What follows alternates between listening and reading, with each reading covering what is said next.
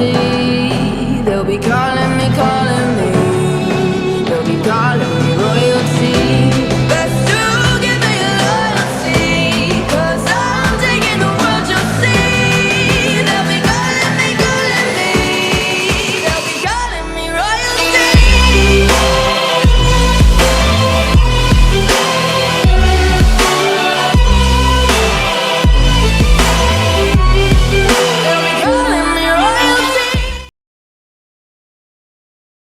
Xiao Yan tersenyum saat ia mengamati raut wajah Yao Lao yang terlihat lega. Ia secara garis besar menceritakan situasi kala itu. Namun, mata Yao Lao menyipit dan raut wajahnya seketika berubah ketika Xiao Yan berbicara mengenai kemunculan orang-orang dari Aula Jiwa ketika ia membunuh Han Feng. Kau bilang roh Han Feng diambil oleh seorang anggota Aula Jiwa? Yao Lao mengernyitkan alisnya dan berbicara dengan wajah yang serius. Iya. Xiao Yan mengangguk. Hatinya menjadi khawatir ketika ia melihat sikap Yao Lao yang serius dan ia terpaksa bertanya dengan berhati-hati. Kenapa, Guru? Apakah ada yang salah? Yao Lao mengernyitkan alisnya dan merenung sesaat. Ia tampak mempertimbangkan sesuatu sebelum berkata perlahan. Jika seperti ini, kemungkinan Han Feng tidak mati semudah itu. Xiao Yan terkejut. Ia mengetahui di mana letak masalahnya dan seketika bertanya sambil mengerutkan dahi. Guru, maksudmu Aula Jiwa akan membantunya hidup kembali? Kau juga seharusnya jelas paham bahwa ketika sebuah roh telah mencapai kekuatan tertentu, hal itu mampu meninggalkan tubuh dan tetap hidup. Tentu saja, kekuatannya akan sangat berkurang. Ini mirip dengan kondisiku sekarang. Bahkan, Aula Jiwa jelas memiliki pemahaman yang mendalam tentang tubuh-tubuh roh. Meskipun aku tidak yakin mengapa mereka ingin menangkap tubuh roh yang berkeliaran di benua, jelas dari taktik serangan, mereka memiliki efek merusak yang besar terhadap tubuh-tubuh roh. Yao Lao mengutarakan pemikirannya.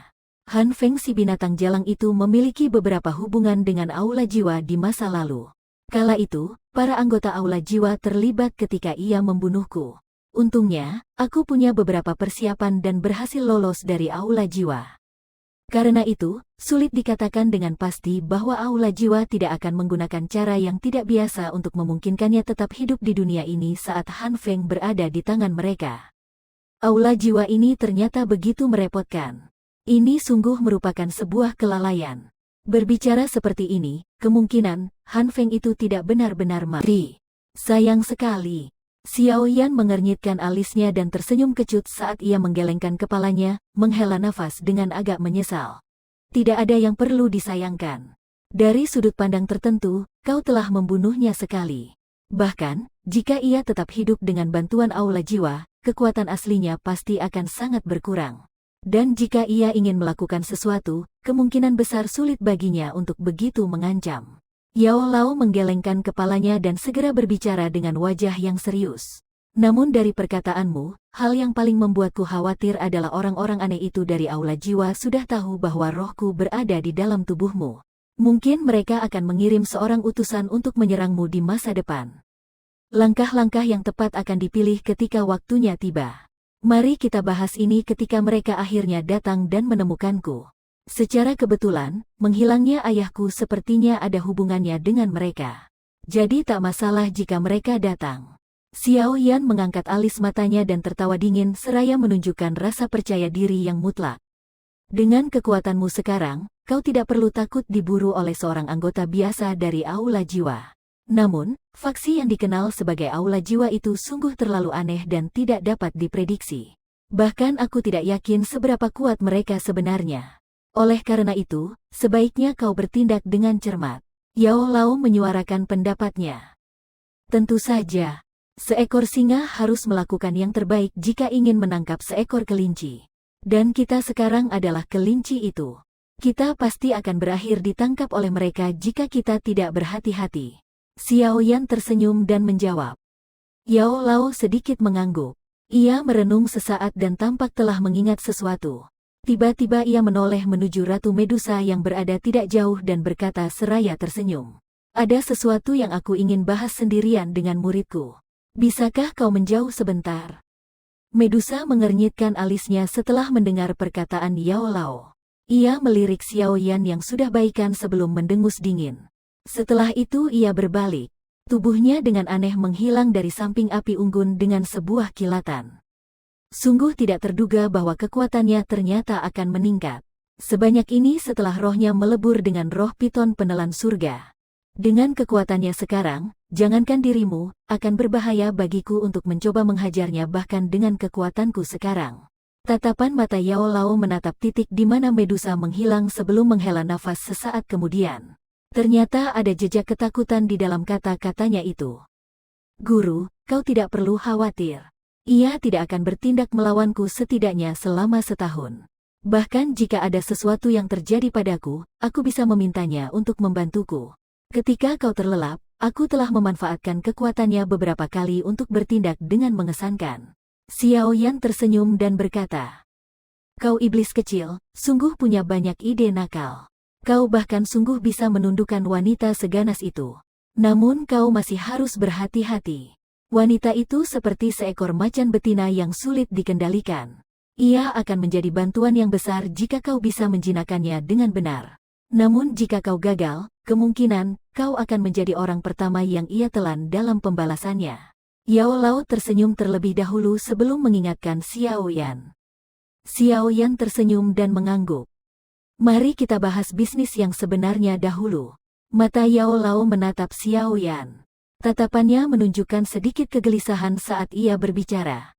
"Api hati gugur sudah berhasil kau murnikan? Jika begitu, ada 2 jenis api surgawi. Apakah mereka telah melebur?" Xiao Yan membuka mulutnya dan tersenyum saat ia memandang sikap Yao Lao. Ia perlahan menjulurkan tangannya dan menjentikkan jari. Sebuah gumpalan api hati teratai berlapis muncul di atasnya. Karena Xiao Yan berada dalam keadaan lelah pada saat ini, gumpalan api itu sangatlah kecil. Namun ini tidak menghambat suhu mengerikan yang ada dari menyebar. Peleburannya sungguh telah berhasil. Raut wajah Yao Lao agak bersemangat ketika tatapan matanya menatap gumpalan api hijau tua itu. Mantra api adalah sesuatu yang bahkan belum ia terapkan. Karena itu, ia pun tidak yakin apakah hal itu akan benar-benar bisa menelan dan menggabungkan api surgawi. Lagi pula, hanya satu api surgawi yang bisa hidup di dalam tubuh seseorang. Ini adalah pengetahuan umum di dalam dunia ahli kimia. Bahkan, seseorang sekuat Yao Lao kala itu hanya berani menyerap satu jenis api surgawi, apalagi orang lain. Namun, mantra api misterius ini kini telah mendobrak akal sehat dan benar-benar membalikkannya. Dapat dibayangkan, sebenarnya kegaduhan macam apa yang akan disebabkan setelah efek spesial dari mantra api diberitahukan kepada orang-orang.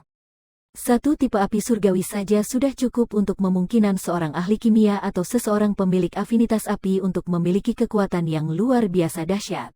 Bagaimana jika seseorang memiliki 2 jenis, 3 jenis, atau bahkan lebih? Sepertinya tidak akan berlebihan untuk menggambarkan kekuatan besar yang terkumpul mampu menghancurkan langit dan bumi. Xiao Yan tersenyum saat ia mengamati wajah Yao Lao yang gelisah. Jarinya dengan lembut masuk ke dalam gumpalan api hijau tua. Ia seketika menariknya kembali dan api hijau tua itu terbelah menjadi 2 gumpalan api dengan warna yang berbeda. Satu di sebelah kiri berwarna hijau sementara yang di sebelah kanan tidak berwarna dan tak kasat mata. Api itu ternyata bisa dipisah setelah peleburannya. Yao Lao tidak bisa menahan keterkejutan besarnya ketika ia melihat 2 gumpalan api yang tak asing di kedua tangan Xiao Yan. Wajahnya seketika terlihat tertegun. Jika dipisahkan, api ini mengonsumsi banyak douqi. Akan tetapi, keuntungannya adalah keduanya dapat digunakan untuk tujuan yang berbeda-beda. Jika melebur menjadi satu, kekuatannya jauh lebih mengerikan. Xiao Yan tersenyum. Ia kembali meleburkan 2 api itu ke menjadi api hati teratai berlapis saat ia mendongak kepada Yao Lao dan bertanya dengan penasaran. "Guru, peringkat berapakah api hati teratai berlapis yang telah kugabungkan dan bentuk ini pada peringkat api surgawi?" Tangan Yao Lao bergoyang di atas api hijau tua saat ia merenung sesaat. Ia akhirnya berkata dengan agak tak berdaya. "Api surgawi pada peringkat api surgawi semuanya sangatlah langka. Bahkan, aku tidak bisa melihat semuanya. Oleh karena itu, aku tentu saja tidak bisa menilai api hati teratai berlapismu ini.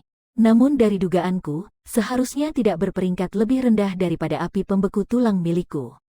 Xiao Yan hanya mengangkat pundaknya mendengar jawaban itu. "Oh ya, Karena kau telah menelan dan menggabungkan api hati gugur, mantra apinya seharusnya telah berevolusi kan? Yao Lao mendadak bertanya.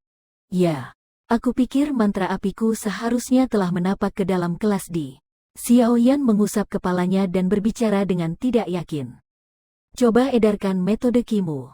Aku akan memeriksanya. Yao Lao merenung sesaat sebelum meletakkan tangannya di hati Xiao Yan saat ia berbicara. Xiao Yan seketika melakukan apa yang diperintahkan setelah mendengar hal ini. Pikirannya bergerak dan metode Ki mantra api di dalam tubuhnya mulai beredar dengan cepat. Dengan perputaran metode Ki itu, energi alami di sekitar mulai berdesir dengan cepat saat energi alami itu masuk ke tubuh Xiao Yan. Setelah melalui berbagai macam pemurnian, sebelum akhirnya disimpan di sekujur tubuhnya. Ya, kecepatan penyerapan energi ini memang jauh lebih kuat daripada sebelumnya. Sepertinya, ini memang telah masuk ke kelas D. Namun seharusnya mungkin berada di kelas D tingkat bawah. Yao Lao menarik tangannya dan seketika berbicara sambil tersenyum. Akan tetapi, mengingat keunikan dari metode Ki mantra api, hal itu bisa dibandingkan dengan sebuah metode Ki tingkat menengah kelas D, meskipun hal itu berada di kelas D tingkat bawah. Dengan tingkat metode Ki tersebut saat ini, hal itu seharusnya cukup bagimu untuk menghabiskan do Kimu tanpa khawatir. Xiao Yan menganggukkan kepala dan tertawa pelan. Guru, aku telah meleburkan 2 jenis api surgawi. Bisakah aku membantumu memurnikan sebuah tubuh yang dapat menampung rohmu? Yao Lao terkejut ketika ia mendengar kata-kata Xiao Yan ini. Ia seketika merasa agak bersyukur di dalam hatinya. Ia mengusap kepala Xiao Yan dan berbicara dengan suara yang samar. Mungkin akan nyaris tidak mungkin jika ada 2 jenis api surgawi, tetapi seharusnya tak masalah jika api pembeku tulangku ditambahkan. Namun, bahan-bahan obat yang dibutuhkan untuk memurnikan sebuah tubuh sungguh jauh terlalu langka dan bahkan mengerikan. Oleh karena itu, kita tidak boleh tergesa-gesa dalam hal ini. Bahan obat apa yang dibutuhkan? Sekarang aku juga memiliki kekuatan di dalam daerah pelosok hitam. Mungkin aku bisa memerintahkan seseorang untuk mencarinya. Xiao Yan bertanya. Hal-hal ini bukanlah sesuatu yang dapat diperoleh hanya dengan mencari. Yao Lao tertawa kecut. Namun ia hanya bisa dengan tak berdaya mengangguk ketika ia melihat tatapan Xiao Yan yang sungguh-sungguh. Ia berkata, tidak ada banyak hal yang kau perlukan jika kau ingin memurnikan sebuah tubuh yang dapat benar-benar menampung rohku. Hal itu hanya membutuhkan 3 jenis benda. Xiao Yan bergegas menjadi fokus ketika ia melihat Yao Lao mengangkat 3 jari. Ia seketika mendengarkan Yao Lao dengan saksama. Pertama, pil pelebur darah penumbuh tulang. Kedua, intisari darah dari seekor binatang magic tingkat 7. Ketiga, tulang dari seorang Douzong elit. Raut wajah Xiao Yan yang semula serius pun berangsur-angsur menjadi terpaku ketika ia mendengar ketiga benda yang perlahan terlepas dari mulut Yao Lao. Pil pelebur darah penumbuh tulang? Ini adalah sesuatu yang sedikit Xiao Yan ketahui. Sebuah pil obat di puncak tingkat 7. Hal itu bahkan mungkin dapat digolongkan ke dalam tingkat 8. Menurut legenda, hal itu merupakan sebuah obat yang luar biasa dahsyat, yang seketika dapat menyelamatkan seseorang yang setengah mati, yang masih memiliki 1 hembusan nafas tersisa. Intisari darah dari seekor binatang magic tingkat 7? Ya ampun, tidakkah itu menggambarkan Ratu Medusa? Tulang dari seorang Douzong elit? Ini. Apakah ia sungguh-sungguh harus mencari seorang Douzong elit untuk dibunuh? Dengan kemampuannya sekarang, sulit dikatakan siapa yang akan membunuh siapa.